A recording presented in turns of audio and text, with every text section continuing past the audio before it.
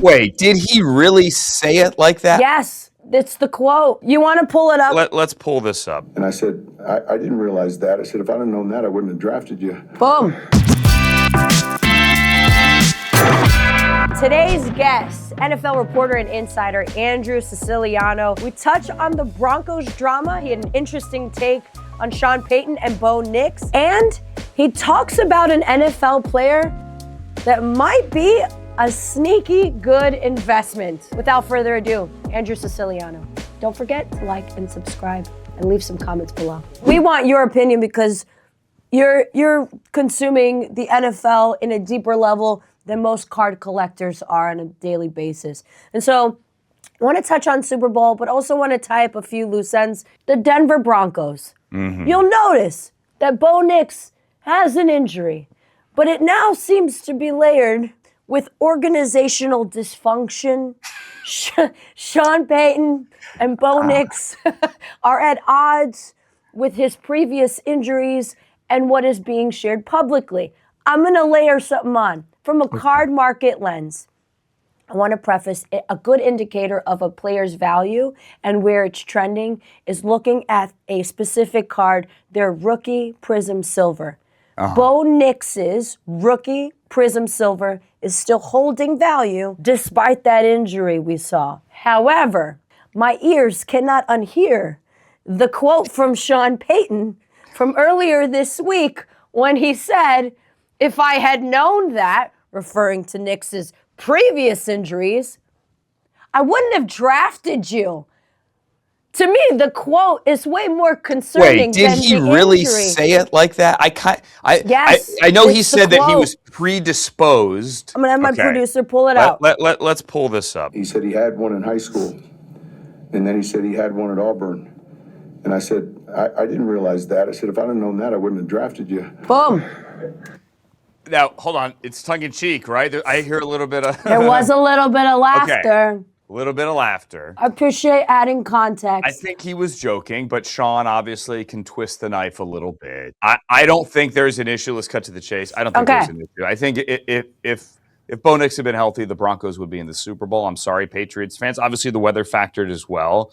I think Bo Nix wins that game. I think Bo Nix with his legs and with his ability to maybe get them into the right play on 4th and 1 to go up 14-0, gets them into the right play. I think Bo Nix wins that game. I really do. So I don't think there's an issue there. I think he was also alluding to Sean Payton being like, it wasn't an if, it was a when. This injury was basically inevitable. And then Bo Nix kind of has gone publicly to say, I think there's a misunderstanding. Yeah, but no, it's a clear 2-month injury. For us is what I'm trying to get to. I don't think it's a big deal. It's a 2-month injury. It happened to come during the playoffs, which is beyond unfortunate. I have talked to teams over the years where they say, hey, we had this, hey, why didn't you draft this guy? You took this guy instead. Well, our doctors said that he's predisposed to X, Y, and Z, and we didn't want to take the risk. You're like, I totally get it. Turns out that this player turns into a really good player, and I've had teams say, we kind of regret it, but our medical staff said there's always the chance. I've also heard that where that guy ends up getting injured by the team that does draft him 5 minutes later.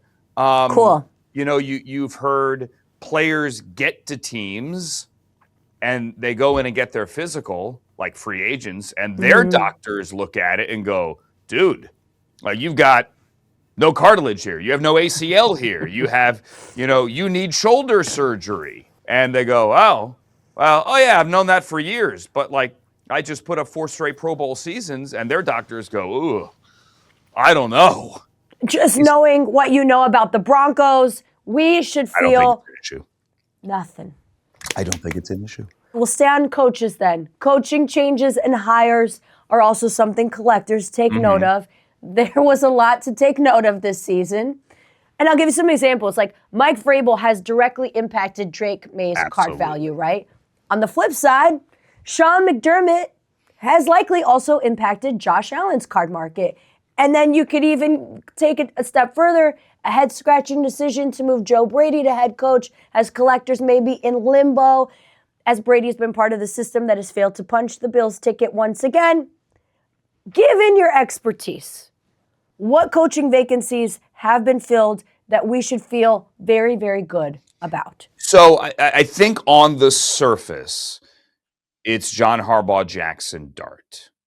The Giants and their fans were so fired up. Todd Monken was going to be the guy to develop Jackson Dart.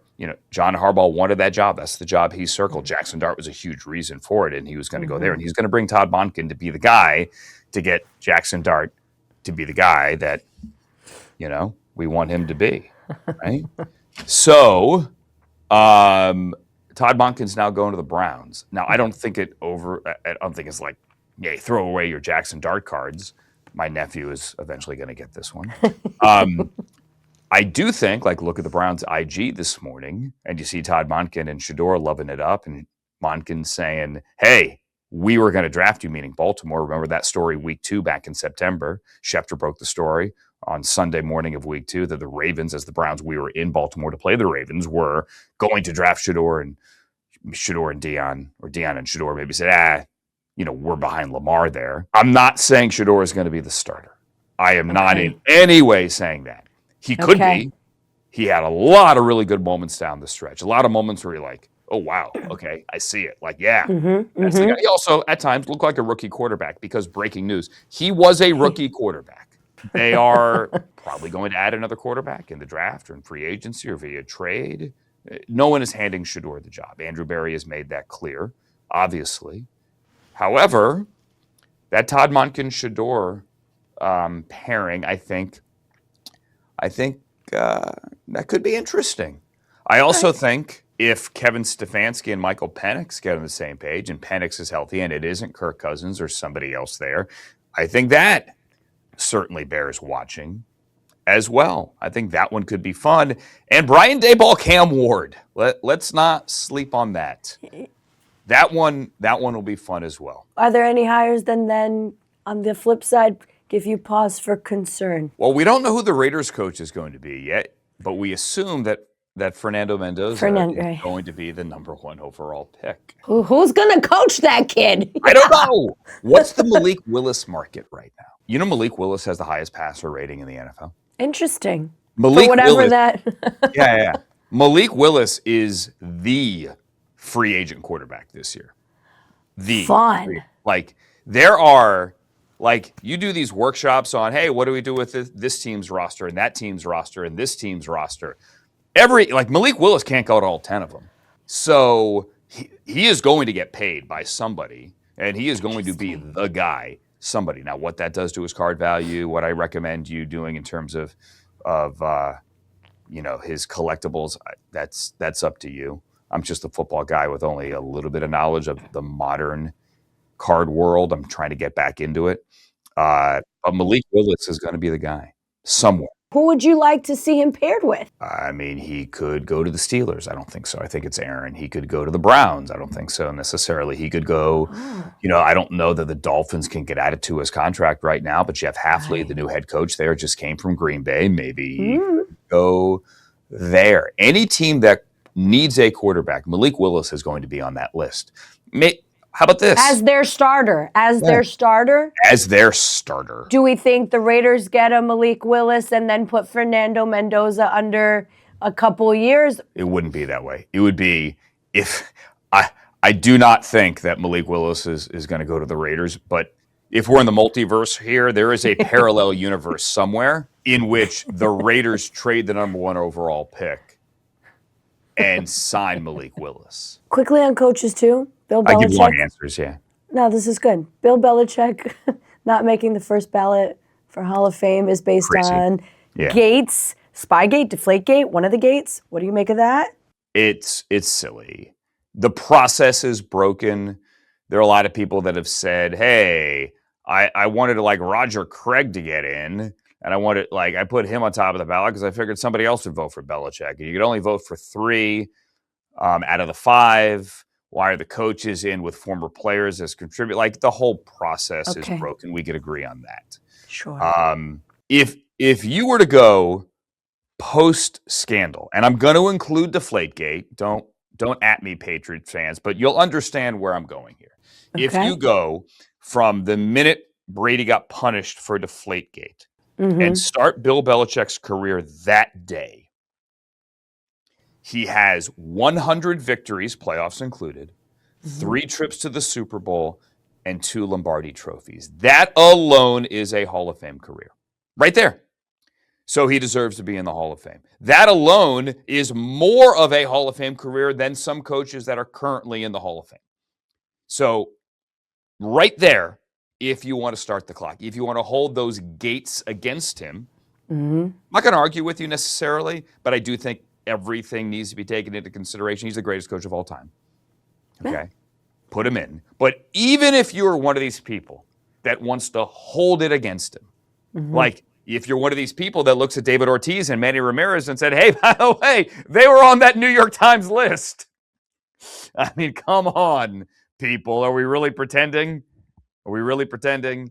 I mean, come on, friends. But like, if you want to start the clock after that, probably a Hall of Famer. But like Bill Belichick, start the clock. After that, Hall of Famer. We're going to talk about Super Bowl. More than... and Patriots, actually. So more than half of the Patriots games during the regular season were against teams who ultimately fired their head coaches. And the rest were against the NFC South. Did the Patriots coast this season, and are the Seahawks going to destroy them in Super Bowl 60? I don't think the Seahawks will destroy them. I do lean Seattle here. I got way too much respect for Mike Vrabel and Josh McDaniels, who is not the wild card. Josh McDaniels has by far the most coaching experience here. I mean, he's the guy with the rings as well. He's got as many as Bill. So, well, not as many because, Bill had the Giants rings, but Josh McDaniels is the X factor here, to use lazy TV terms. Both can be true, Patriots fans, and both are true. The Patriots have a very good team. They won every game on their schedule that they had to win, to their credit, and they're there, and they deserve all the flowers that come with it. Good for you. No, truly, awesome. You made the Super Bowl. Who cares if it's against a backup quarterback on Hoth? It doesn't matter. And they had the easiest schedule in the NFL. You just can't deny that. Both can be true. Would they have made the Super Bowl with the 16th best schedule or most difficult schedule? I don't know. I still think they'd be a very good team. I think they would have been in the playoffs, and I think they would have had a fair fight against everyone they faced in January. But both can be, and both are true. It is just a fact.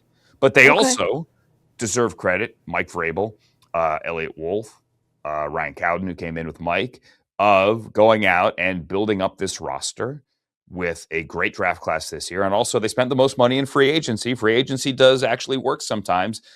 Who spent the most money? The Patriots spent the most money. Last year's draft class, only one guy came out of it. The rest of the class is a bit of a disaster. But that one guy is Drake May.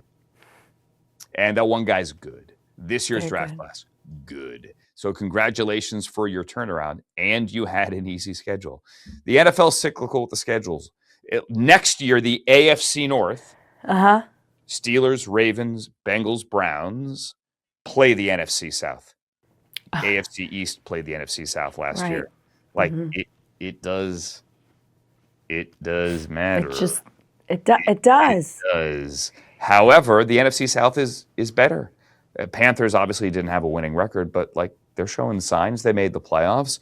I still have faith. Baker and the Bucs are going to be scrappy and in it. I think that the Falcons will be better with Kevin Stefanski as head coach. So, the division's getting better, and just because it was a pushover this year, relatively speaking, doesn't mean it's a pushover next year. Everyone is going to be talking about JSN, Drake May, Sam Darnold leading up to the game. What we like to do is predict players that collectors can get a jump on. Sure. Start buying before they pop off, because this is the game where if you show up, everyone is watching, i.e. a Julian Edelman or even a C.J. Anderson with the Broncos. Can you give us a few names of who's going to pop off and why? I don't know where the Travion Henderson market is, but obviously he had a lot of wow moments during his rookie year. This is a big stage, and this is a stage where I bet you Josh McDaniels tries to get him cooking.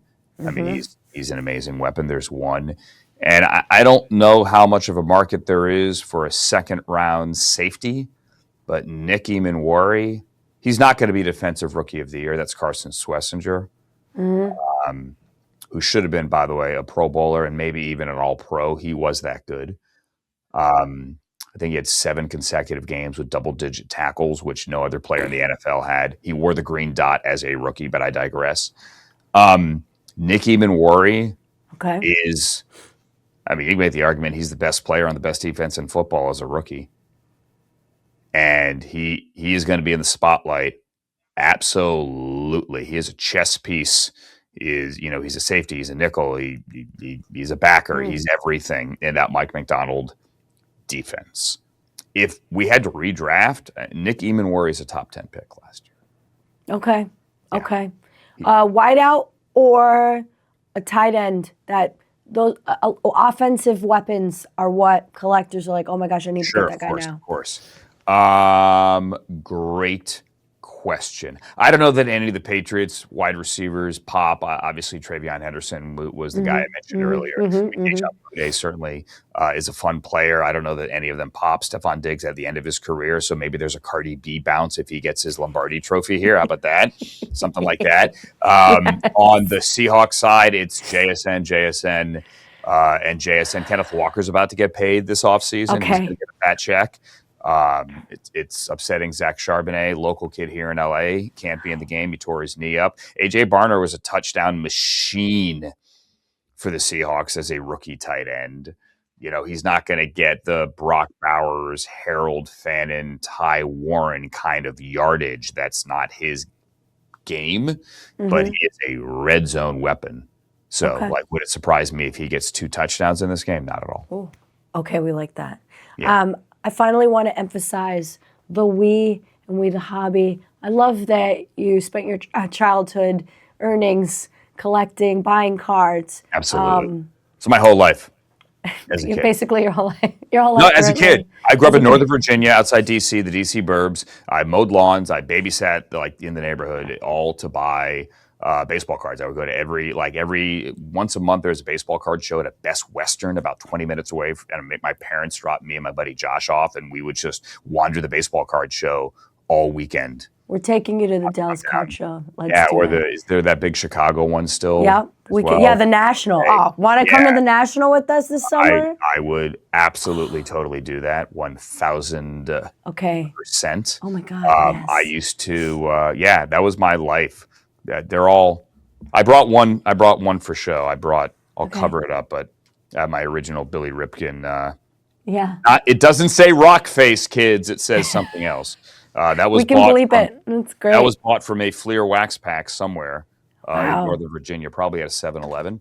That was my life. My parents still tell stories of me waiting by the mailbox for my 85 Topps baseball. Complete to come in the mail order from the back of Beckett's magazine to some dude in Long Island or something to send me the full box. That was my life. My first job was at a baseball card shop in Sterling, Virginia. I was not yet 16. I think I got paid under the table $5 an hour in cash. Smooth. I asked you who your favorite athlete was before this interview, and this is coming in the mail. We would have sent it to you, but there is some weather. Oh my God! Look at that. That is a Topps Resurgence Bernie Kosar, auto numbered to 99. Siciliano, this is for you. Hold on. Stay. You're amazing. Stay there. Stay there. Stay there. Don't go anywhere. Oh my God. We're back. Hold on. Andrew's the best. So one of the coolest parts of my job is to get to work for the Browns now. I am honored to call Bernie a friend, and he is doing well. We were texting a couple of weeks ago after his surgery, so that is fantastic. I don't know if I have any of my old Bernies right here. Here's an old Bernie. Look at you. That is a 93 Fleer Bernie. What else? He has the biggest collection of Bernie Kosars, everyone. I got to do this. Here's an 88 Topps. Oh my God. Here is a 87 tops. My goodness. You got any autos? Here, we're hooking you up with one. That is amazing. I guess you could get. I did send a card to Bernie as a kid. I don't know where that, and he did autograph it. That's wild. That's I don't wild. know if I've never asked him, did he autograph it or did like the equipment kid autograph it? I don't know where that one is. It might be in a safe somewhere. This is a certified auto, so you can always compare it. That's awesome. Say it louder for the people in the back. No. You're amazing, Sarina. Andrew, you're the freaking best. I hope to see you at Radio Row. Look, the hobby's for everyone. We're so glad you're a part of it. This is coming in the mail shortly. I love you. You're the greatest. There's been some bad weather. I don't know if you heard about any. I heard about the weather, yeah. Stay warm, everybody. Stay warm, everyone. Thank you. Thank you.